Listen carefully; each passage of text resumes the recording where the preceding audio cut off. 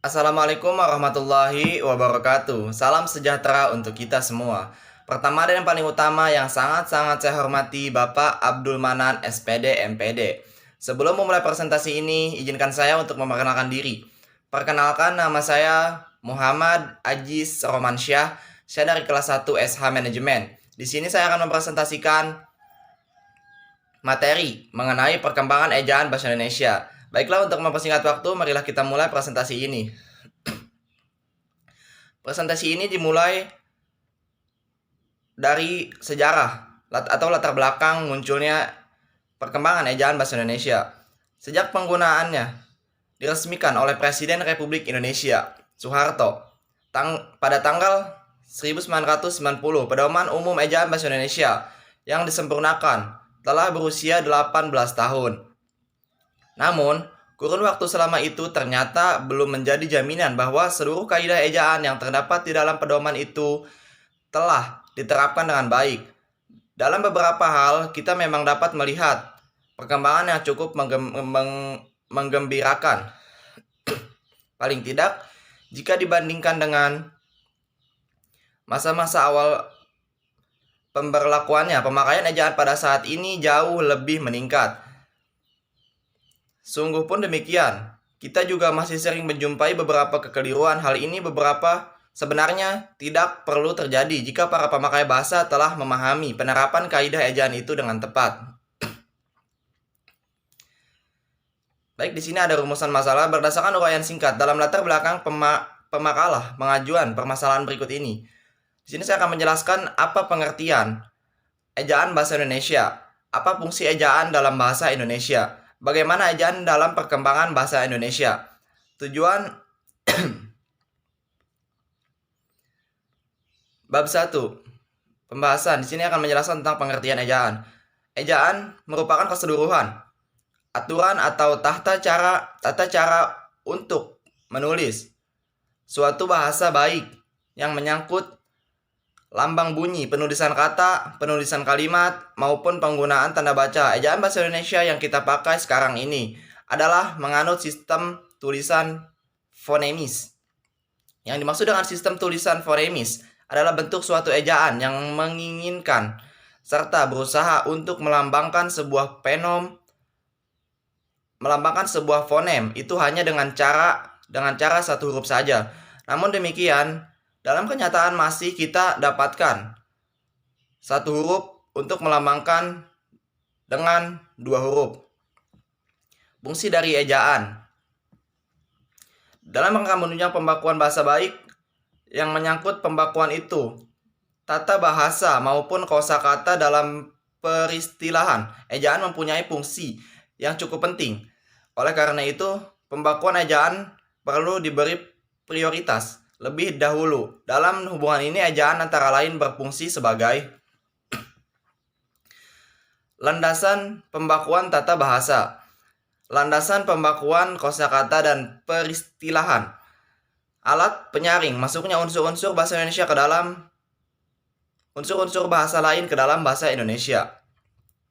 Di samping ketiga fungsi tersebut yang telah disebutkan di atas, ejaan sebenarnya juga mempunyai fungsi yang lain. Secara praktis, ejaan berfungsi untuk membantu pemahaman pembaca di dalam mencerna informasi yang disampaikan secara tertulis. Dalam hal ini, fungsi praktis itu dapat dicapai jika segala ketentuan yang terdapat di dalam kaidah telah diterapkan dengan baik.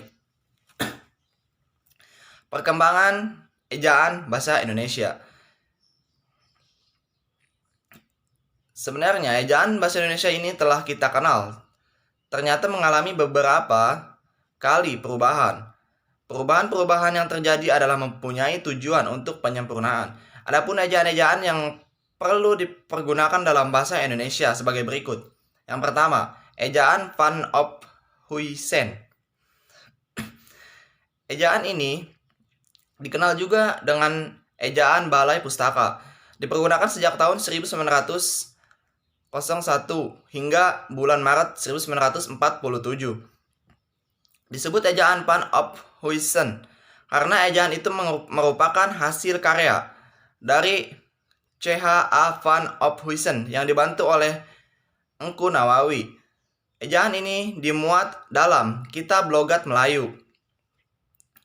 Disebut dengan ejaan Balai Pustaka karena pada waktu itu Balai Pustaka merupakan suatu lembaga yang terkait dalam dan berperan aktif serta cukup berjasa dalam sejarah perkembangan bahasa Indonesia. Ejaan Republik.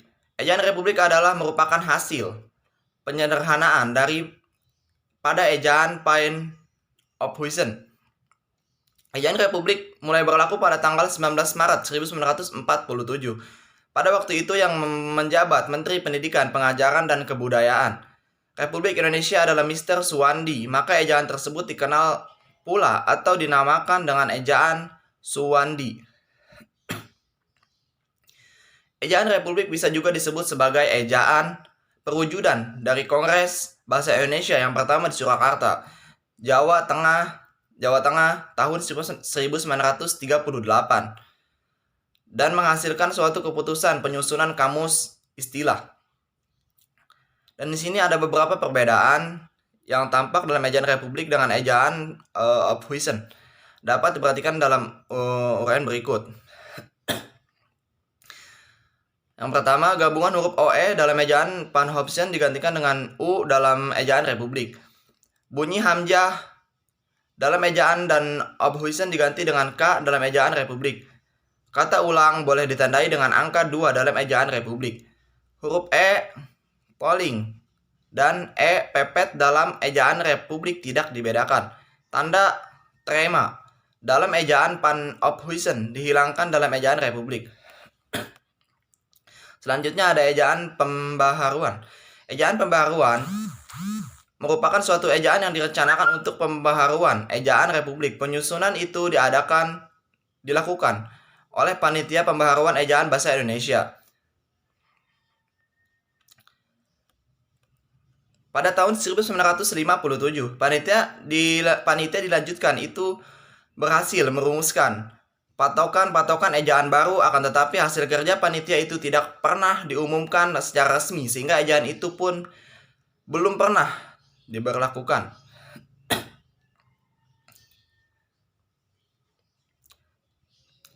Salah satu hal menarik dalam konsep ejaan pembaharuan ialah disederhanakannya huruf-huruf yang berupa gabungan kosongan dengan huruf tunggal. Hal itu antara lain tampak dalam contoh berikut ini. Yang pertama, gabungan konsonan DJ diubah menjadi J. Gabungan konsonan TJ diubah menjadi TC. Gabungan konsonan NG atau eng diubah menjadi N. Gabungan konsonan NJ diubah menjadi N. Gabungan konsonan SJ diubah menjadi S. Selanjutnya yaitu ejaan Melindo. Ejaan Melindo Melayu Indonesia.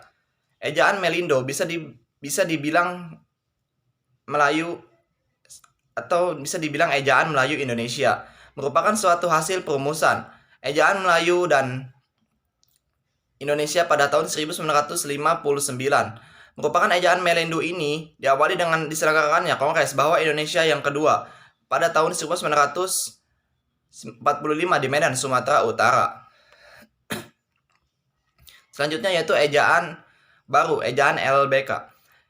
Ejaan LBK atau ejaan baru merupakan lanjutan dari usaha yang telah dirintis oleh Panitia Ejaan Melindo. Pada pelaksanaannya pun di samping terdiri dari Panitia Ejaan LBK juga dari Panitia Ejaan dari Malaysia. Panitia itu berhasil merumuskan suatu konsep ejaan yang kemudian diberi nama ejaan baru. Panitia itu bekerja atas dasar surat keputusan Menteri Pendidikan dan Kebudayaan tanggal 19 September 1967. Yang terakhir yaitu ejaan yang disempurnakan. Ejaan yang disempurnakan pada pidato kenegaraan untuk memperingati hari ulang tahun kemerdekaan Republik Indonesia pada tanggal 17 Agustus 1972. Diresmikannya pemakaian ejaan baru untuk bahasa Indonesia oleh Presiden Republik Indonesia dengan keputusan Presiden nomor 57 tahun 1972. Ejaan tersebut dikenal dengan nama Ejaan Bahasa Indonesia yang disempurnakan EYD. Ejaan tersebut merupakan hasil yang dicapai oleh kerja panitia Ejaan Bahasa Indonesia yang telah dibentuk pada tahun 1959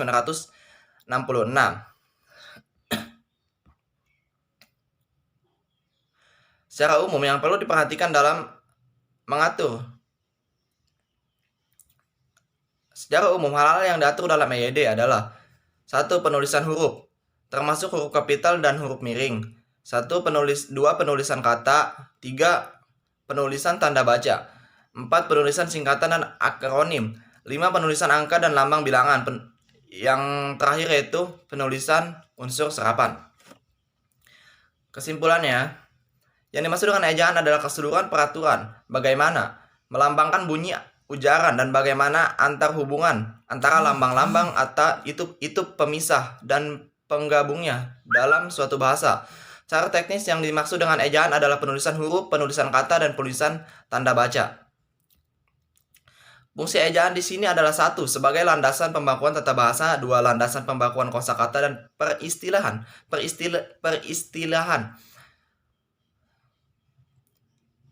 Yang ketiga, alat penyaring masuknya unsur-unsur bahasa lain ke dalam bahasa Indonesia. Adapun ejaan-ejaan yang perlu dipergunakan dalam bahasa Indonesia adalah ejaan Panophusen, ejaan Republik, ejaan Pembaharuan, ejaan Melindo, ejaan Baru, atau ejaan LBK. Yang keenam, ejaan yang disempurnakan. Yang terakhir yaitu saran. Dengan kerendahan hati, saya sebagai penulis merasa makalah ini sangat sederhana dan jauh dari kesempurnaan. Saran dan kritik konstruktif sangat diperlukan demi kesempurnaan makalah sehingga akan lebih bermanfaat kontribusinya bagi hajana, keilmuan, dan bagi seluruh orang lain. Baik, itu saja yang dapat saya sampaikan. Kurang lebihnya saya mohon maaf yang sebesar-besarnya. Bila taufiq walhidayah. Assalamualaikum warahmatullahi wabarakatuh.